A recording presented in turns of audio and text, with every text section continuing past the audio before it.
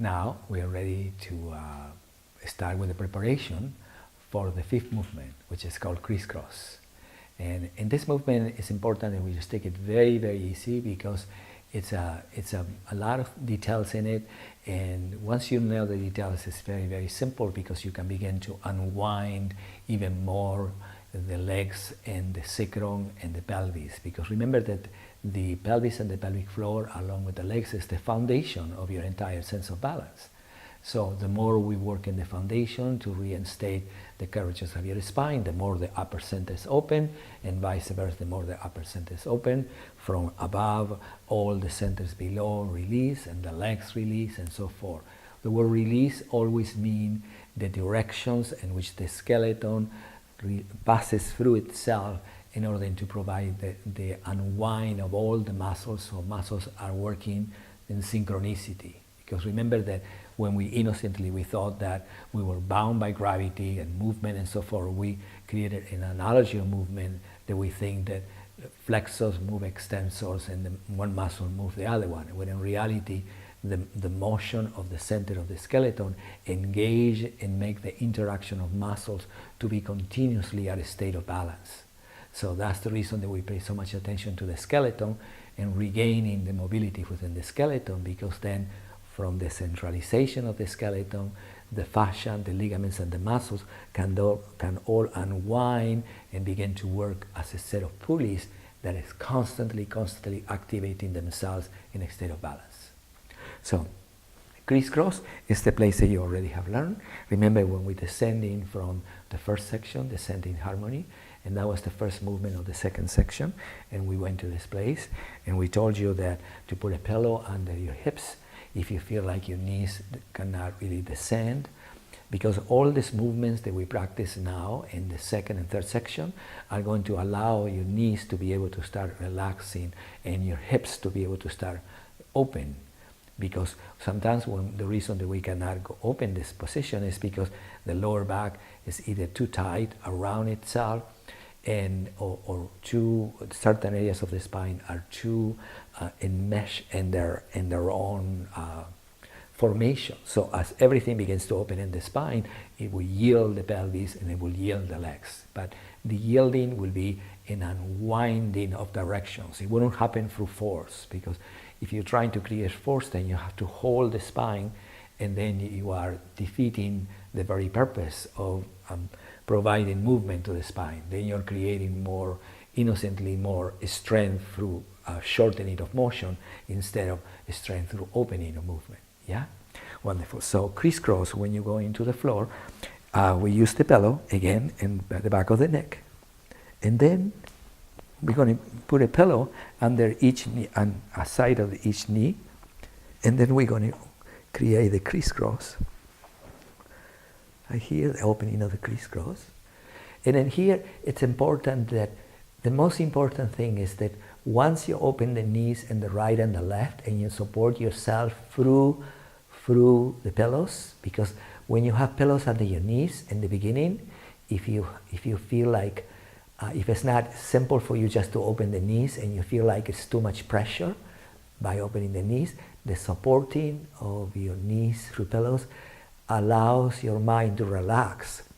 So then, by feeling supported by the pillows, you can begin to find the beginning of the right and the left in the pelvis and in the abdominal area. All the abdominal muscles and the organs are going up through you, all the way up through the shoulders, the neck, and the head.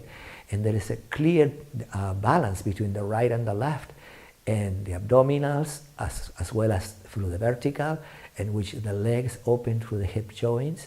And in the degree that you're opening the hip joints, you will begin to notice the back of right here in the sacrum, that the gluteus go around you, and then the roundness of going on the gluteus around begins to create the release around the sacrum, which is the spine as it is encrusted, or as it is placed inside of the hip, of the pelvic girdle. So this is a good place to spend time in it. And again, when we use the word symmetry, as we did in the bridge, we mean that you understand that the right and the left are balanced at the center of the hip, and that becomes the center of symmetry. So it's not like you are more on one side or on the other side, just as we did in the bridge. When we were in the bridge, remember? The bridge, when we use the word symmetry, means that the right and the left, as they polarize themselves in a rotation form, they are still centralized in the hip.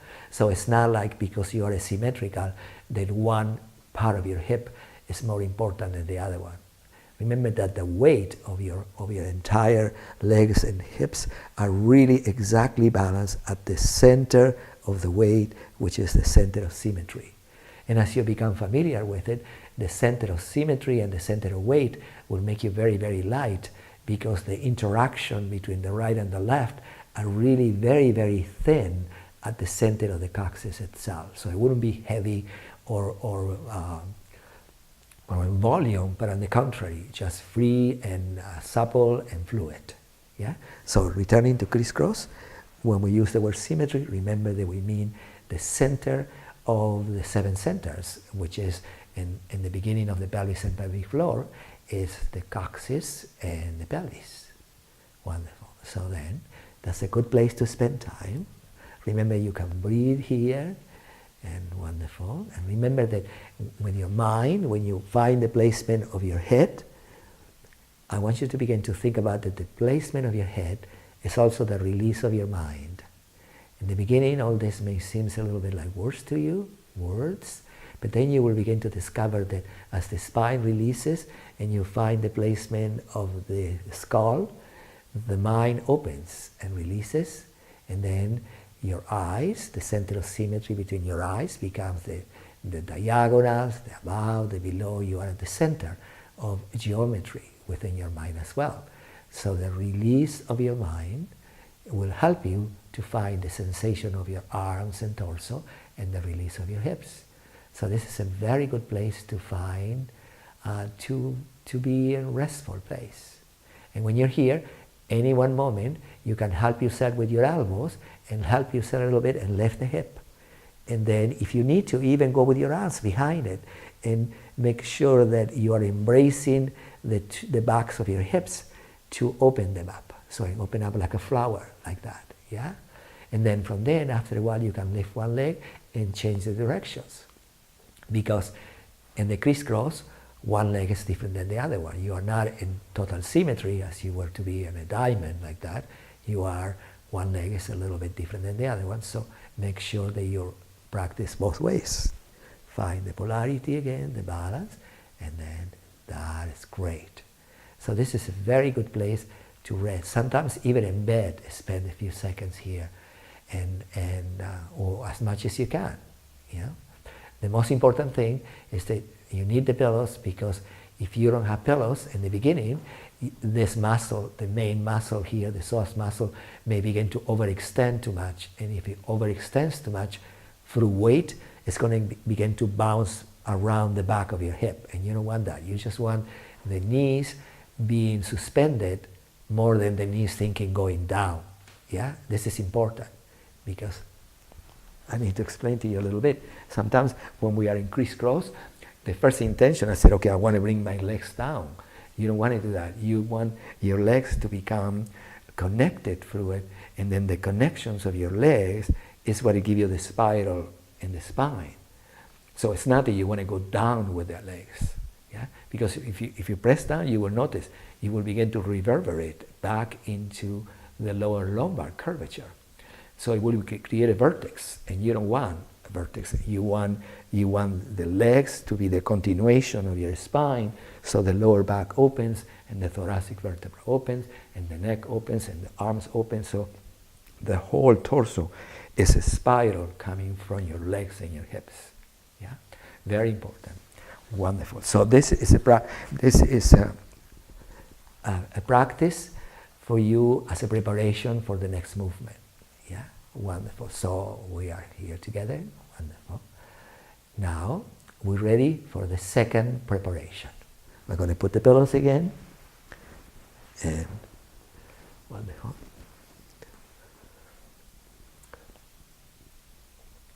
The second preparation is once you find the sacrum, the abdominals, the knees, your ankles and your feet, so no joints are really pressed. So it's just beginning to sense yourself and beginning to sense that the directions of your muscles, skeleton, the directions of sensation of your being are free. They are not relaxed, falling down or letting go, but they are connected through you. Yeah. So the next practice that I want you to notice is that you're going to go from here to the diamond. So from here, from the crisscross, you can bring one leg to the diamond, and you can bring the other leg to the diamond, right here.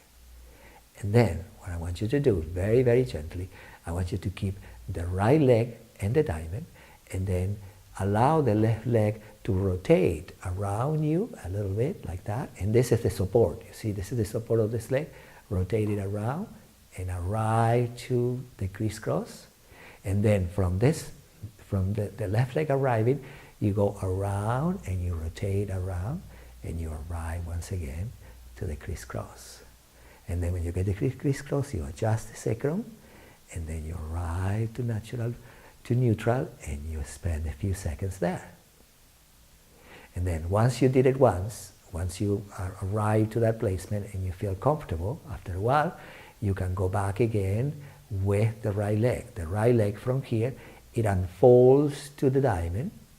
Yeah, like it would, remember in natural bend the knees, natural bend the legs, you unfold up through the line, the almost vertical line of symmetry being the center of your pelvis. From here to you unfold up, and then you get to the diamond, and then you arrive to the second part of the diamond. And now this time, the left leg becomes the pedestal raising you up, and the right leg goes around very gently, and then the left leg goes around. And when you get to the center and top of the pelvis again for now, because this is a practice, and then you lift the hip a little bit around, you adjust the gluteus, and then you adjust the spine and symmetry, and then you spend a few seconds in this connection.